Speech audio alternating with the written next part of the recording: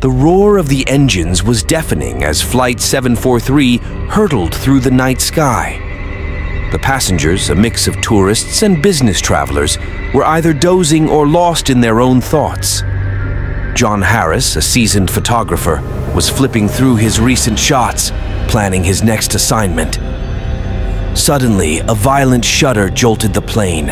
Oxygen masks dropped from above, and the cabin lights flickered erratically. Panic spread like wildfire.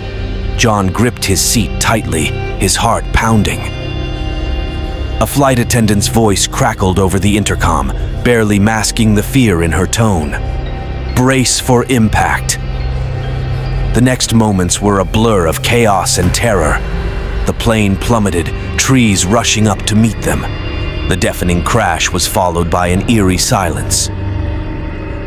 When John came to, he was surrounded by twisted metal and the charred remnants of the plane. Dazed, he staggered to his feet, calling out for survivors. The only response was the haunting stillness of the forest.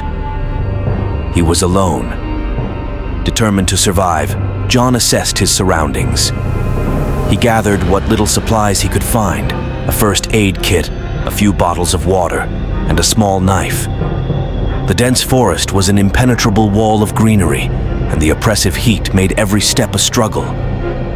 Days turned into weeks as John navigated the treacherous terrain, battling hunger and fatigue. He set traps for small animals and foraged for edible plants, but the forest was unforgiving. He knew he needed to find help soon. One night, as he lay by his makeshift fire, John heard strange noises in the distance. He had felt he was being watched for days, a sense of dread gnawing at him. The noises grew closer, and John realized he was not alone in the forest. Shadows moved stealthily between the trees, and he saw the glint of eyes watching him. It wasn't long before he was captured by the tribe of Cannibals who had been tracking him. They were a fearsome group, their bodies adorned with tattoos and scars.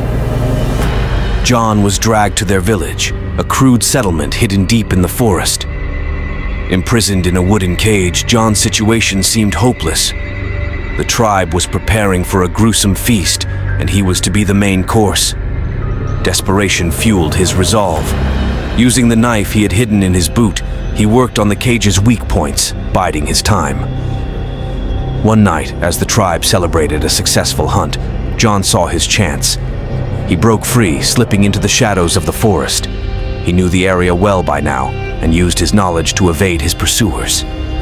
The tribe was relentless, but John's determination kept him one step ahead. Days turned into a harrowing escape, with John using every ounce of his strength and cunning. He set traps and ambushes, using the forest to his advantage. The cannibals, unfamiliar with their own territory in the dark, fell prey to his strategies. Finally, after what felt like an eternity, John stumbled upon a remote outpost used by rangers. Exhausted and on the brink of collapse, he pounded on the door. A group of startled rangers opened it, quickly pulling him to safety. John's ordeal had lasted nearly 2 months. He was a shadow of his former self, but he had survived against all odds. The story of Flight 743 and the lone survivor who battled through the forest and escaped cannibals became a legend.